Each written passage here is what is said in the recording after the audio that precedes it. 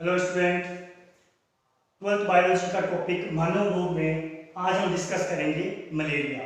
Malaria रोग का रोगजनक कौन है, रोग वाहक, रोगजनक का जीवन चक्र, रोग के लक्षण और बचाव एवं उपचार।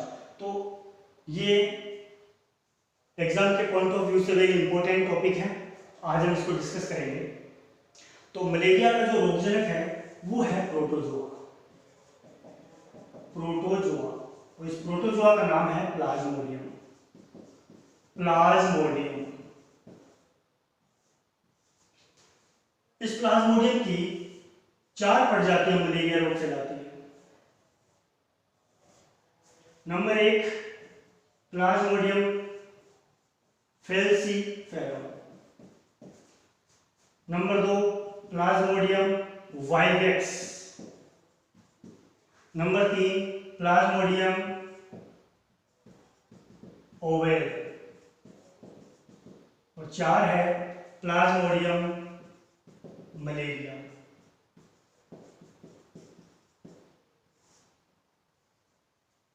यानी प्लाज्मोडियम की 4 प्रजातियों के द्वारा यह मलेरिया रोग फैलता है, जिसमें से प्लाज्मोडियम फैल्सीफेरम वो बहुत ही खतरनाक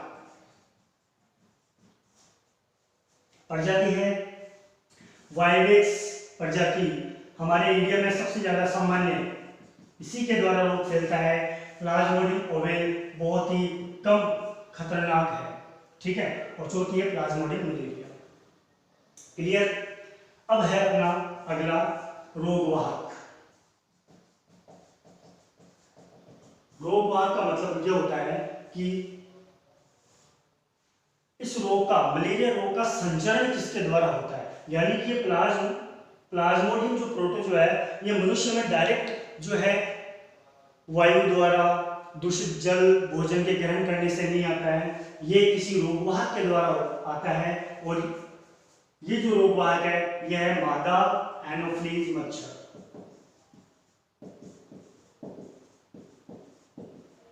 मादा एनोफ्लीज मच्छर, ठीक है।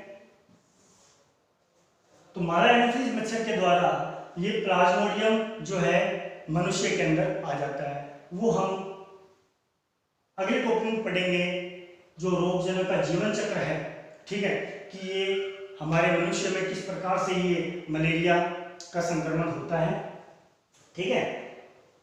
ये प्रोटोजोआ हमारे शरीर में कैसे आता है। यहाँ पर एक क्वेश्चन बनता है स्टूडेंट कि मादा एनोफ्लीज मच्छर ही क्यों, नर क्यों नहीं। तो ध्यान रखेंगे कि नर एनोफ्लीज जो मच्छर होता है वह केवल पादप व पुष्पों से ही जो रस है वो ग्रहण करता है भोजन के रूप में, जैसे मधुमक्खियां, तितली ग्रहण करती है। लेकिन मादा एनोफ्लीज जो मच्छर होती है वो मनुष्य का जो है रक्त चूसती है।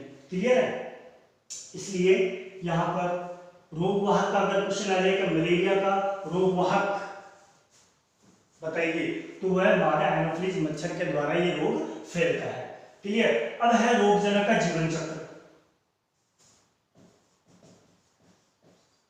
जीवन चक्र, जीवन चक्र में आपको ये समझना होगा कि जो प्लाज्मोडियम है इसका जो संक्रमण होता है, ठीक है, यह 2 जीवों में होता है। यानी कि अपना जीवन चक्र 2 जीवों में पूर्ण करता है, 2 जीवों में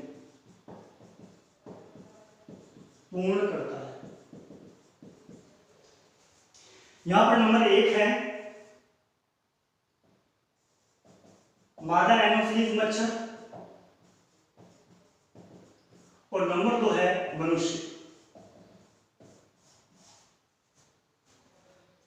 तो हम ये कह सकते हैं कि 2 परपोषी, 2 परपोषियों में यह प्लाज्मोडियम अपना जीवन चक्र पूरा करता है। क्लियर है। तो सबसे पहले मादा एनोफ्लीज मच्छर प्लाज्मोडियम के द्वारा संक्रमित होता है, ठीक है। और फिर मच्छर से ये मनुष्य के अंदर कैसे आता है, हमें कैसे रोग के लक्षण पता लगते हैं, कब पता लगते हैं, ठीक है, और इसका हम बचाव उपचार कैसे करें, तो हम जीवन चक्र को डिस्कस में करते हैं, इसका एक्सप्लेन करते हैं। तो यहाँ पर पहली चीज आपको ये लिखनी है कि जीवन चक्र जो है प्लाज्मोडियम दो प्रकोष्ठ में पूर्ण करता है। तो होता क्या है जीवन चक्र में कि माना कि कोई मादा एनोफ्लीज मच्छर संक्रमित है,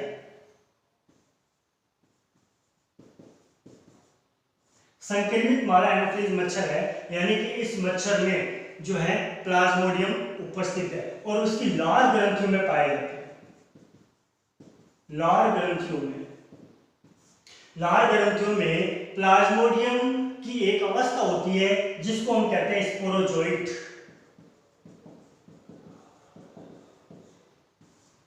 या जीवाणुज। यह मादा एनोफ्लीज मच्छर जो संक्रमित है उसकी लार ग्रंथियों में पाए जाते हैं। ठीक है, जब मादा एनोफ्लीज मच्छर किसी स्वस्थ मनुष्य को काटती है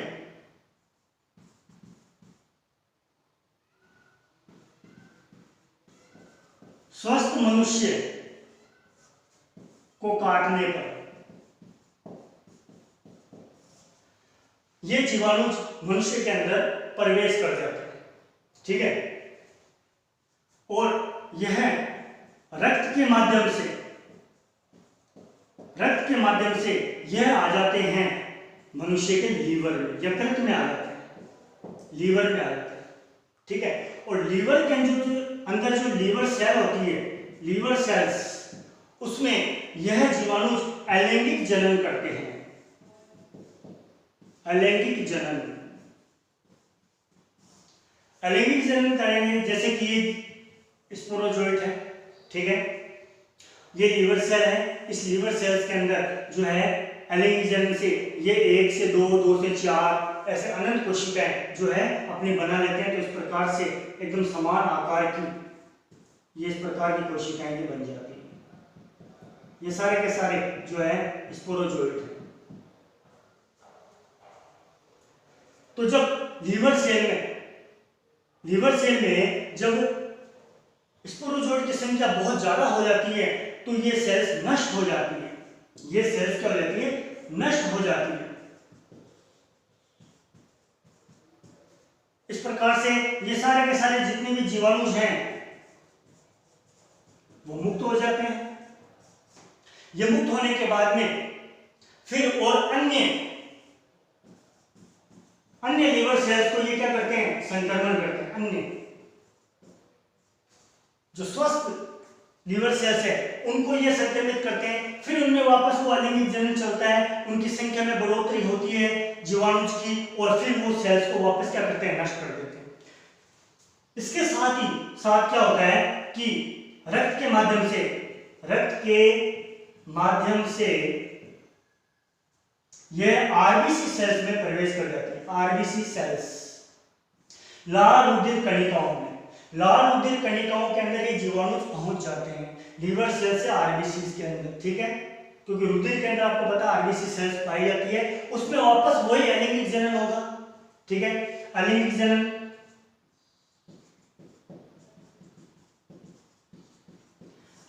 के द्वारा ये वापस अपने क्या करेंगे? संख्या में बढ़ोतरी करेंगे, और जो है जब जीवाणु की संख्या बहुत ज्यादा हो जाती है आरबीसी सेल्स में, तो जिस प्रकार से लीवर सेल्स पहले फट गई थी, भ्रष्ट हो जाती है, इसी प्रकार से आरबीसी सेल्स भी भ्रष्ट हो जाती है। ठीक है, नष्ट हो जाती है।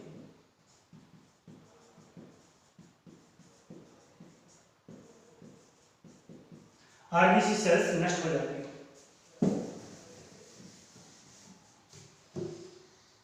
अब क्या होगा? तो यहां पर आरबीसी सेल जब नष्ट हो गई तो यहां पर जब ये सेल्स नष्ट हो जाती है तो हमें पता है कि जीवाणु मुक्त होंगे, तो जीवाणु मुक्त हो जाते हैं, और इसी के साथ में वे एक विषैला पदार्थ छोड़ते हैं जिसको कहते हैं हीमोजॉइन विषैला पदार्थ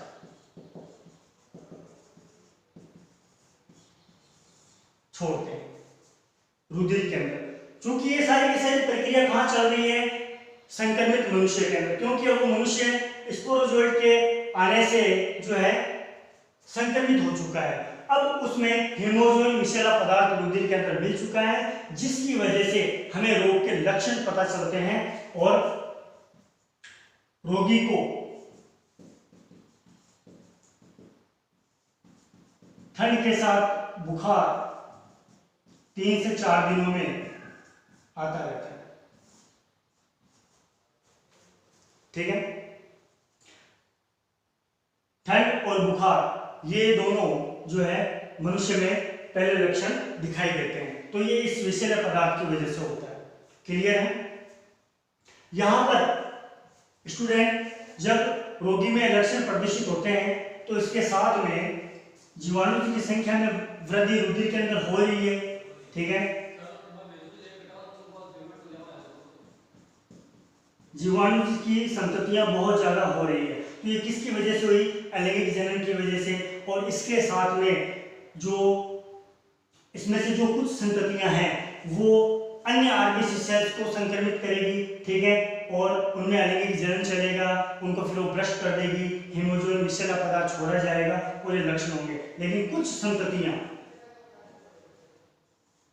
संततियां जो है वो युग्मक जनन में भाग लेती, युग्मक जनन।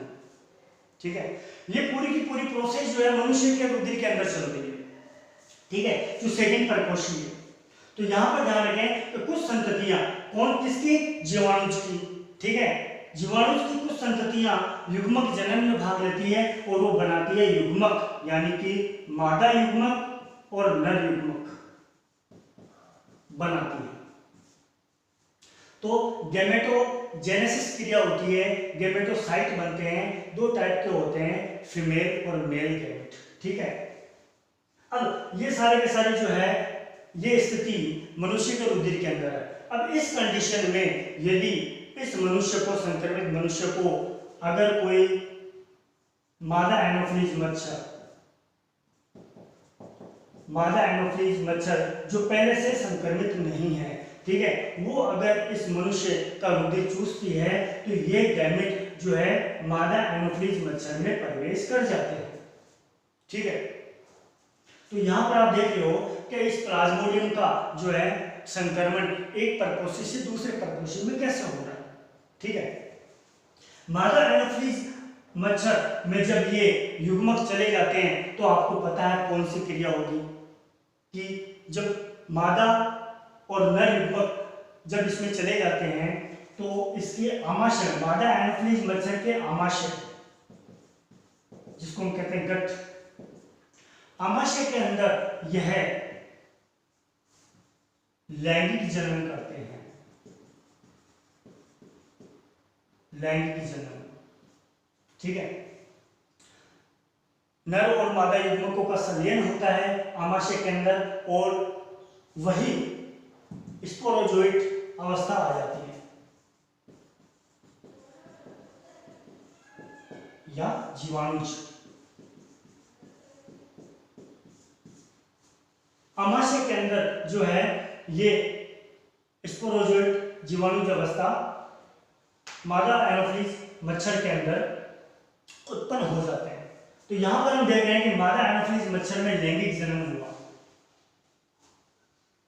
प्लाज्मोडियम का। ठीक है, अब ये स्पोरोजोइट आमाशय से कहां आ जाएंगे? मादा एनोफिलीज मच्छर के लार ग्रंथि में, लार ग्रंथियों में।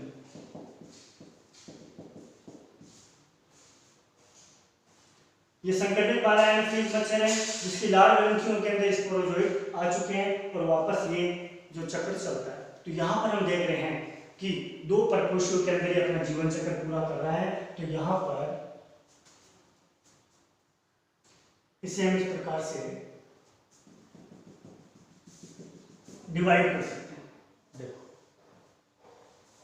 हमने इस जीवन चक्र को 2 भागों में बांट दिया। हम जीवन चक्र किसका पढ़ रहे हैं? प्लाज्मोडियम का। ठीक है, प्लाज्मोडियम का जीवन चक्र 2 परपोषियों के अंदर पूरा होता है। तो यहां पर सबसे पहले जो प्रथम परपोषी है मनुष्य परपोषी, फर्स्ट परपोषी कौन है? मनुष्य। ठीक है, इस परपोषी के अंदर कौन सा जनन हो रहा है? इस प्लाज्मोडियम का कौन सा जनन हो रहा है? एलिंगिक जनन। एलिंगिक जनन करता है, ठीक है। सेकेंड परपोषी कौन है? मादा एनोफिलीज मच्छर। और इसमें जनन कौन सा हो रहा है? प्लाज्मोडियम का लैंगिक जनन।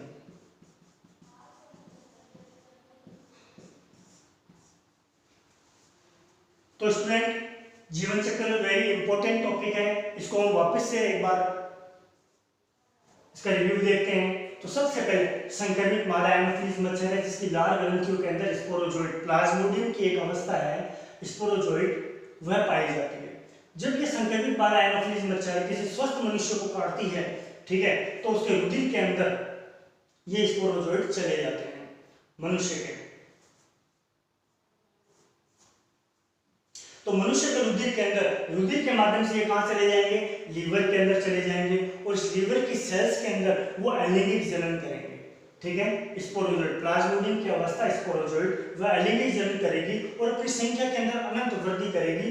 प्रत्येक कोशिका अपने आकार के अंदर समान आकार की होगी, ठीक है, जिसकी वजह से इनकी जब सेल्स की संख्या बढ़ जाती है तो सेल्स, लीवर सेल्स जो होती है वो भ्रष्ट हो जाती है।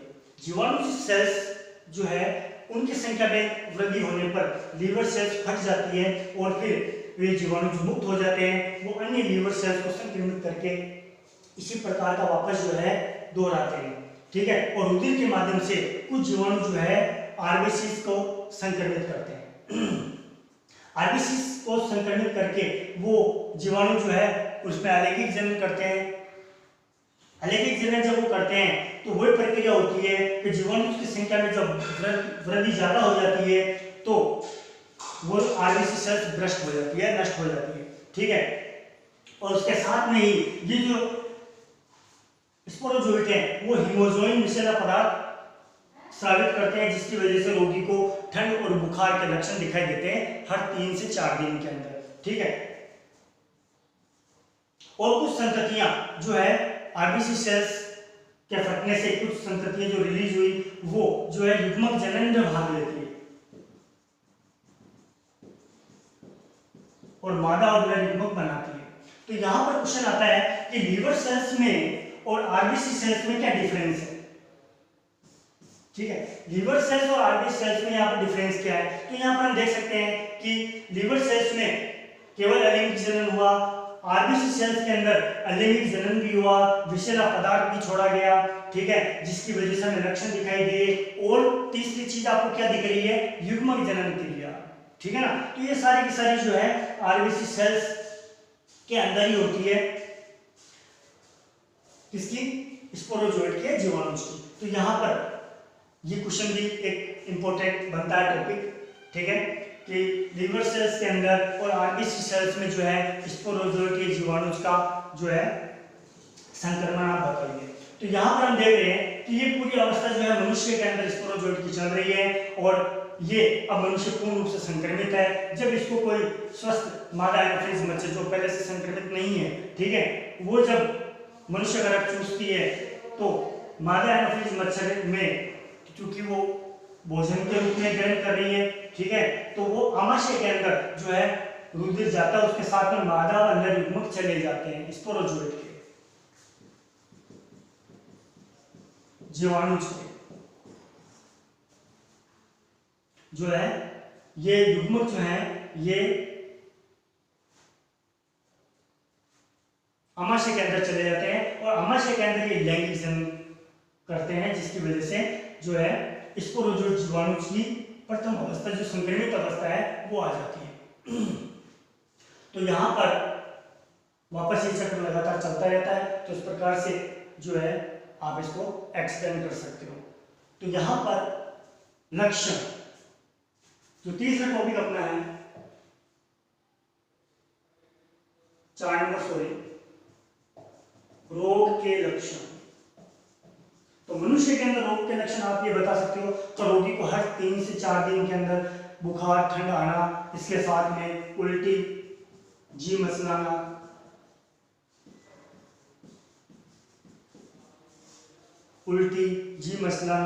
ठंड और बुखार हर 3 से 4 दिन के अंदर ये रोगी के अंदर जो है लक्षण उत्पन्न होते हैं। अब इनका बचाव कैसे करें? रोग का बचाव और उपचार। आपको पता है कि ये रोग मनुष्य के अंदर किसके द्वारा आया? जो है मादा एनाफिलिस मच्छर के द्वारा। अगर हम मच्छर का जो है इसको नियंत्रण कर लें, मादा एनाफिलिस मच्छर को अगर हम नियंत्रित कर दें तो जो है ये मनुष्य के अंदर रोग फैलेगा ही नहीं। तो इसके रोग बचाव के लिए मच्छर जो है ज़्यादा कहाँ पाए जाते हैं? जहाँ पर दूषित जल होता है, जहाँ पर जल इकट्ठा होता है, वहां पर वो अंडे देते हैं, मच्छर पाए जाते हैं। तो हमें क्या करना चाहिए कि जल कहीं पर हमें इकट्ठा नहीं होने देना चाहिए। ठीक है,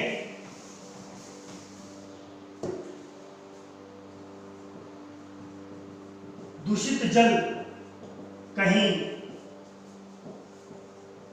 इकट्ठा न होने दें। ठीक है, अब आप कहोगे कि जल स्रोत भी तो हैं, तो जो जल स्रोत हैं, जल स्रोतों में तो जल रहता ही है, जैसे तालाब है, पोखर है, नाली है।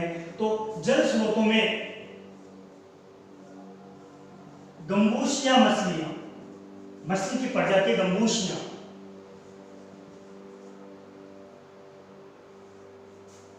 गंबूसिया जो मछलियां होती है वह मच्छर के जो लार्वा होते हैं उनको नष्ट कर देती है, जिसकी वजह से जो है मच्छर की संतति वृद्धि नहीं होती, संतति में वृद्धि नहीं होती है। तो आप यहाँ पर सेकंड टॉपिक ये लिख सकते हो कि जल स्रोतों में हमें गंबूसिया मछलियां जो है छोड़ देनी चाहिए, ताकि मच्छर के जो अंडे लार्वा है वो पनपते नहीं। क्लियर? तीसरा है, कहीं पर अगर दूषित जल है या नालियां हैं, क्योंकि नालियों में जल इकट्ठा रहता है, नालियों में डीडीटी, गैमेक्सिन और मिट्टी का तेल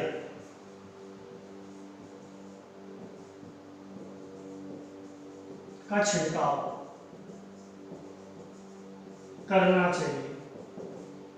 ठीक है, नालियों में डीडीटी, गैमेक्सिन और मिट्टी के तेल का छिड़काव करने से भी जो है मच्छर वहां पर नहीं पनपते हैं, फैलते नहीं है।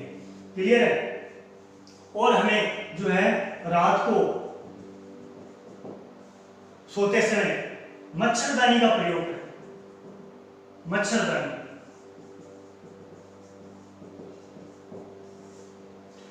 का प्रयोग करने से भी जो है जो मादा एनाफिलिस मच्छर है वो हमें काट नहीं पाती है, जिसके द्वारा प्लाज्मोडियम का संक्रमण जो है या मलेरिया रोग हमें नहीं हो पाता है। ठीक है, और लास्ट है उपचार। उपचार के लिए जब मनुष्य का ब्लड टेस्ट किया जाता है तो वो जीवाणु जो है, ये जीवाणु उसके अंदर सैंपल में, ब्लड सैंपल में आ जाते हैं। तो मनुष्य को जो है, संक्रमित मनुष्य को जो डॉक्टर है वो कुनेन की